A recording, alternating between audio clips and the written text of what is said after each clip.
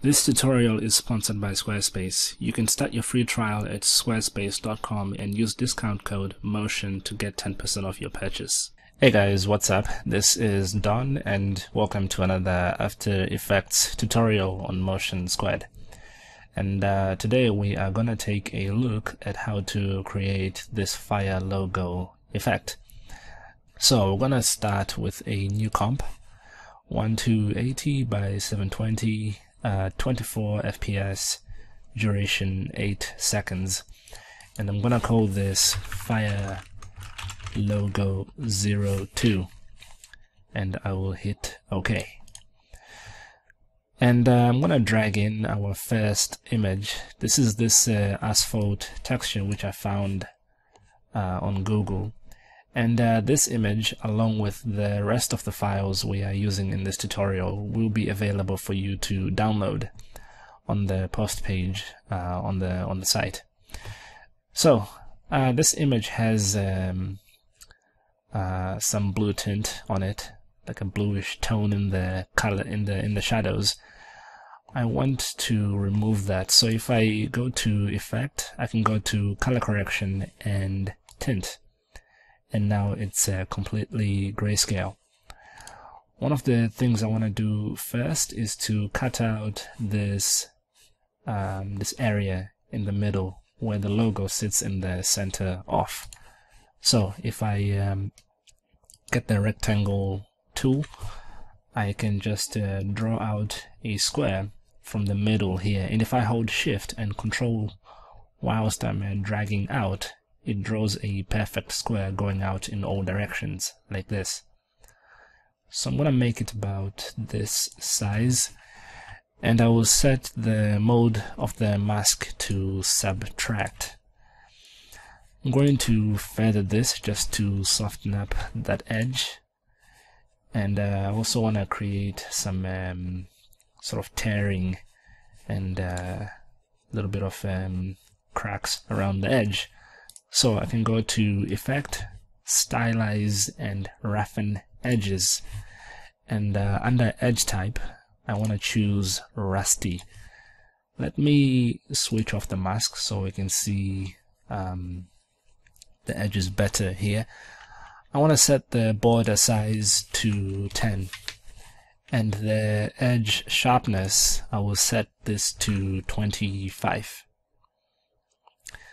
Okay, that is better than what we started off with, but I also want to add this sort of cracks effect, which just recedes into the rest of the texture and kind of fades out.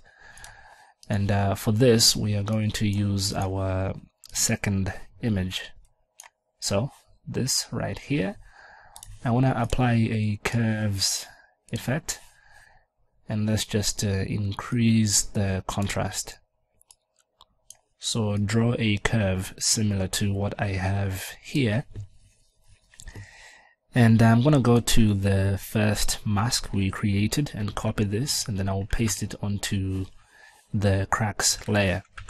Let me open up the mask, and I will set the mode to add and set the feathering to 100, and I will also just extend the reach of the mask. So under mask expansion, I will set this to 100 as well.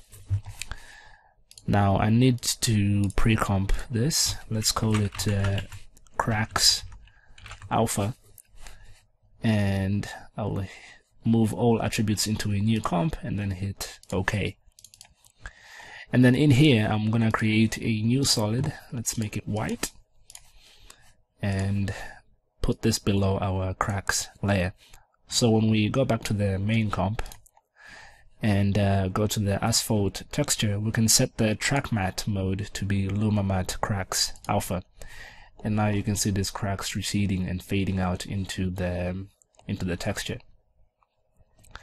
Okay, next up we're going to make the background, this glowing orange cracks behind the number 2.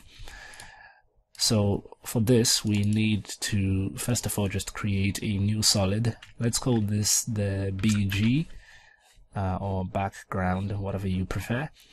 And under color, we'll set this to maybe 50% gray and then hit OK. Let's put this below everything, and then I will pre-comp, and let's call this BG pre, and I will hit OK. And then in here, we want to drag in that same image, or that same comp, the cracks alpha comp, above our gray background. And also, let's bring in our asphalt texture. In fact, we can remove this gray solid. I just needed it to create a new comp.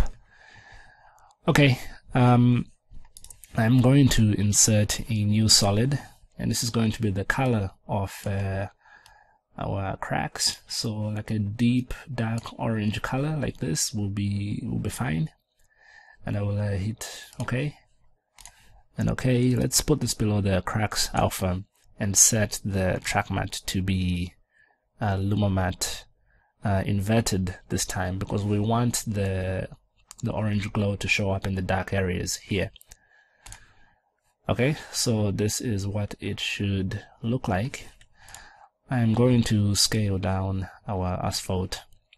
It doesn't matter if it starts to recede from the edges here, as long as it's still within the middle. And you can see that in the main comp here, the cracks with the glow line up perfectly with the cracks we created on the main image, and that's because we've used the same pre-composition.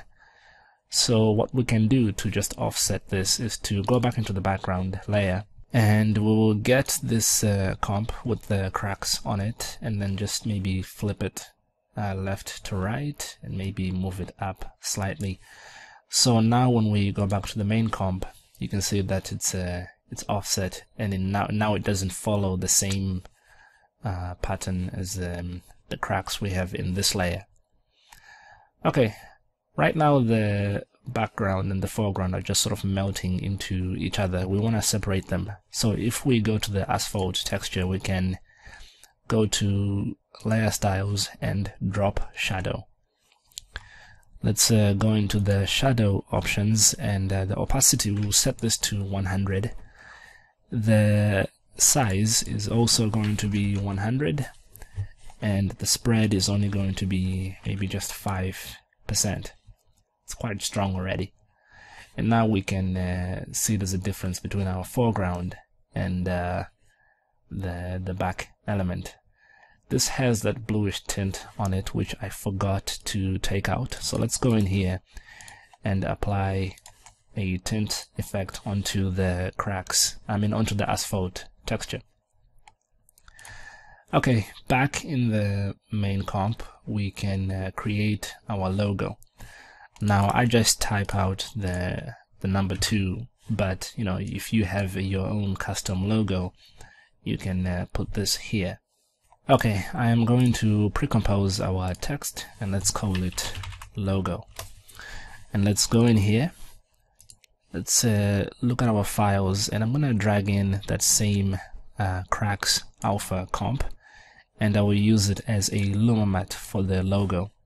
So we break the logo apart, and if we go back to the main comp, we can see what's happening. We want to go back here, and let's generate some fill for our letter. You could change the color just in the character settings here, but you can also do it this way. I want to give it like a yellowish tint, an off-white color, and then I will go to layer styles and inner shadow. Let's go in here and let's make this a deep dark orange, so similar to the color we have for the cracks in the other layer. And let's see, the opacity, this will also be 100%, and the distance may be 0. The size can remain just as 5, but maybe we want to increase the choke to about maybe 5%, and maybe let's bump up that size a bit. Let's make this more orange. So something like this. I'm going to duplicate this comp, go to Effect, Blur and Sharpen, and then Fast Blur. And I will set the blurriness to 100. And I will also go to Effect, Generate, and Fill. And we want this to be, that's sort of a orange color again. And I will set the mode, the blending mode of this layer to Add. And this is our glow for the logo. It gives it that fiery look. Okay, let's take a look at our preview and let's see what we can move on to next. I think these are fire particles. So let's create a new solid. Let's call this fire particles, and I will hit OK. Go to Effect, Trapcode, Particular. Go to the emitter section, and let's see what we have by default. Nothing exceptional. I'm going to set the particles a second to just 50. The velocity, we can leave this at 100. But we want to change the emitter type from point to, let's say, sphere, or maybe even box. And then we can change the emitter size so that the particles are being born in front of the logo here. So something like this. I think we can make this even wider and taller. And we want our particles to fly out toward the right side of the screen. So if I go to particle settings, I can set the let's see. Okay, I'm in the wrong section here. I want to go to the physics section here. Let's go to the air, and under the wind controls, we want to set the X movement to maybe something like 200. The Y movement to maybe half that. We have to make this negative, so minus 100, going sort of up like this. And maybe let's move the particles toward the camera. So wind Z, let's say move this, say minus 100. So that way the particles kind of fly out toward the camera and out in this direction at the same time. Let's go to the turbulence field, and we can affect the position by maybe just 100, just so the particles wave around a small amount as they fly away. Let's set the color to be the same as the brighter section of our logo. So this yellowish tint, let's maybe make it slightly more orange. And if we look back to the example, you can see they look elongated and they have this glow on them.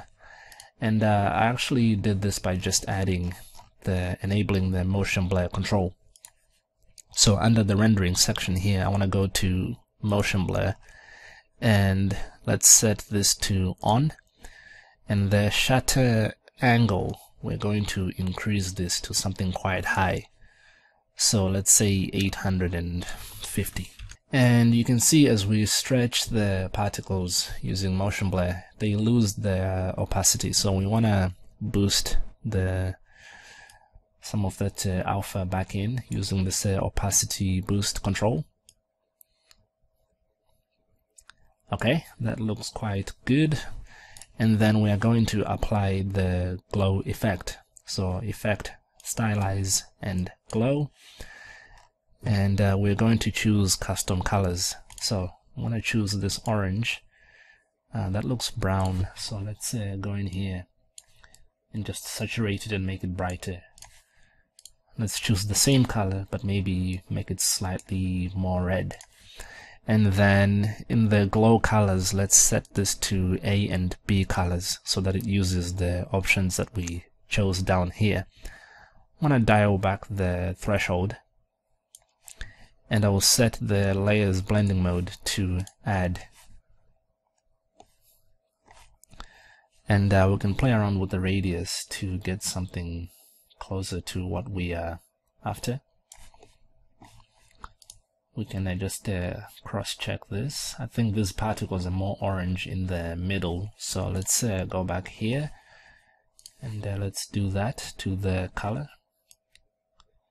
Let's make the actual particles more orange, so something like this. And I think we can boost the opacity once again. And I think there's actually too many here, so let's go back to particles, the emitter section here, and let's set the particles a second to just 25. Okay, that looks fine. The only problem now is that they just sort of pop into existence. We want to fade them in, and we'll do this using the size of a life control. So let's choose one of the default graphs, say this one, and then let's flip it, and then maybe let's just make it a bit longer on the left side. So now the particles are going to get larger as they get older. Another problem is that at the very beginning there are no particles, but I want there already to be particles when the scene first starts. So if I go back to the emitter section, under emission extras I can set the pre-run to 100, which means that at frame 0 the emitter would have already done one cycle of particle bursts. So we have something at frame 0, and then they just sort of start to fly out like this. Okay, that looks fine. If we look back at our example once again and maybe get a closer look, you can see we have this sort of a heat distortion effect happening. And let me show you how I did this one. Squarespace is the platform you need right now to create a professional website, store, or portfolio. Choose one of many highly customizable templates complete with a drag and drop interface that will make adding new content a breeze. And if you need help, Squarespace has over 100 support staff working 24/7. Starting at only $8 a month, you can get a free domain name if you sign up for 1 year. You can start your free trial at squarespace.com and use the discount code MOTION to get 10% off your purchase and support Motion Squared. So we are going to pre-comp the particles.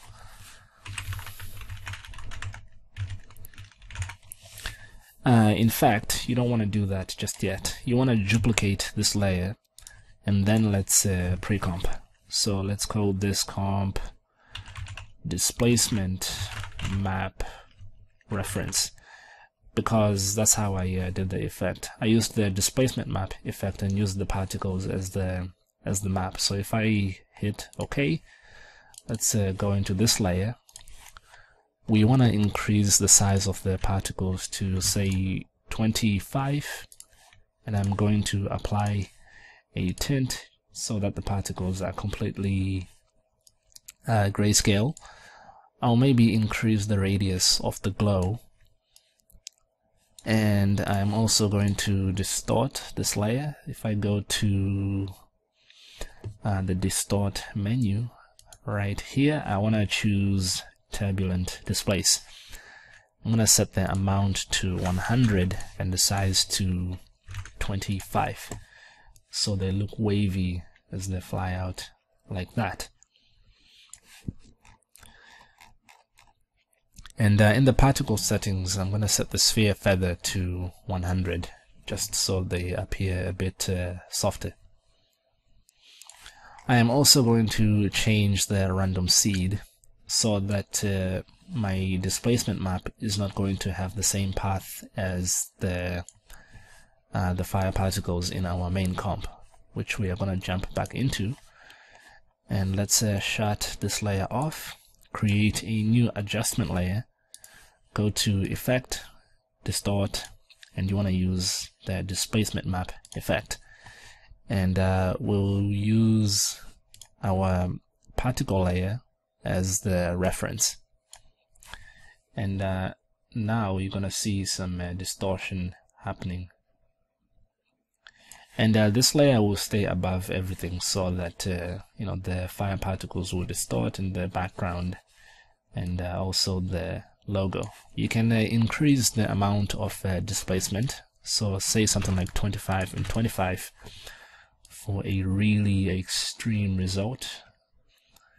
I think that's too much. I'm gonna stay with maybe just 10 and 10, and you get to choose what kind of channels you wanna use for either the horizontal displacement and the vertical displacement. And I mean, the normal red and green is fine, but maybe you want to use something like the luminance on both the channels.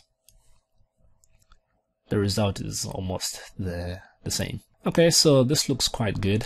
We are now going to add this smoke over here, and for this we are going to use some stock footage. So I have this footage of some smoke.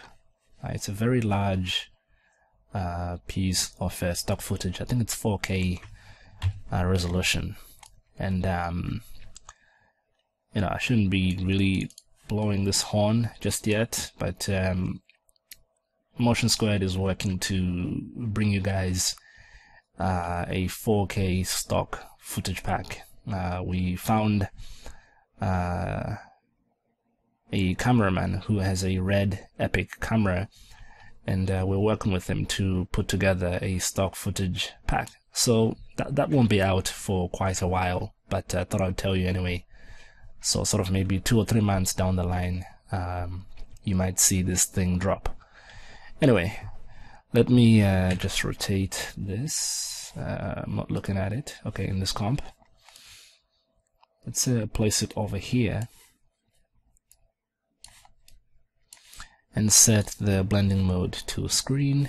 Make sure it's below our displacement layer or above, depending on which kind of look you prefer. I think above will be fine. Okay, the smoke doesn't start to get interesting until much later on. So let me just offset this back in the timeline. So something like this looks fine. You can see we have this really harsh edge. So what I'm going to do is pre-comp this, and let's leave attributes in this main comp. I'll hit OK. Let's jump in here, and if we click on the layer, go get the ellipse tool and double click to insert the mask, full the same size as the frame, and I want to set the feathering to something quite high, so say 100, and I'll also just bring in the expansion, so minus 100, same amount, and maybe I'll feather this even more, so 200. And now if we go back, you can see that harsh edge, it's still there, a small amount, but I'm going to lower the opacity of this layer anyway to something like 30. So you won't see it that much anyway, maybe even more, say 40. And maybe I can scale it down a small amount. Let's position it differently. And now we have some smoke following our particles. Let's set this to the opacity rather to about 50.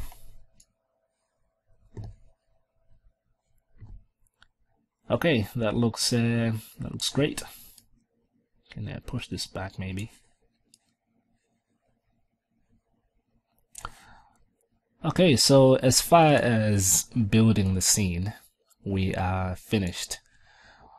One extra thing you could do just to give this a bit more life and movement is to create a new null object and then parent everything to the null object, and then use this to sort of do a fake zoom in effect. So not too much movement, just a small amount, just so we constantly have the whole frame just moving. Because if you don't do this, it might feel a bit stagnated, and you don't want that. Stagnated or stagnant? I think it's the other one. Okay, I'm going to create a new adjustment layer, and this is going to be our color grading. So if I go to Magic Bullet Looks, I can dive in here. I'm gonna set my zoom to be exactly 100. It looks a bit strange when it's on like 99 or 98, but 100 is what we want. Let's start in the lens section. Let's apply some vignette. We really want to bring more focus to the center here, so I'm gonna really apply this vignette effect quite strong, so something like 80 for the strength, and you can adjust how much you want to darken the edges by using this second smaller circle. You can play around with this as well. That center is not bright enough, so let's go to the spot exposure. Let's really bring it in. Let's maybe increase the stop by maybe 0.5, so the center is going to be really bright, and we can focus this even more just to make it look even hotter. I'm gonna go and get some edge softness, set the blur size to just 1 and the quality to 10, and all of this is just trying to bring more attention to the center of the logo, as well as just creating a more interesting look. I'm gonna go and apply the haze flare effect, just to apply this sort of wispy kind of fill light effect. Let's make it really orange, and let's increase its brightness. I'm gonna increase the spillage as well, increase the softness. I'm gonna lower the reach though, and I will switch off the reflection. So this will just make our scene a little bit more interesting and add some color into some of the dark areas. Okay, that looks fine. Let's go to the post section and do some color correction here. Let's add the color ranges effect. Let's dial in some blue into the shadows here, something like this, and let's maybe darken it. And in the highlights, we can dial in some orange, and also brighten these as well. And in the mids, I don't know what we can do here. Maybe a small amount of green won't hurt us. You know, just trying to get something that looks unique. And that looks quite good.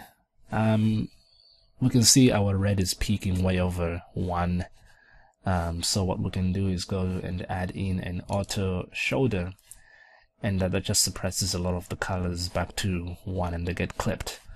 But you know, that's a really bright look. It really pops out, and it doesn't look too bad. I'm gonna hit OK, and this is our final scene finished. One thing I forgot, actually, if we go back to the background layer, we want to create an adjustment layer. Go to Effect, Stylize, and Glow.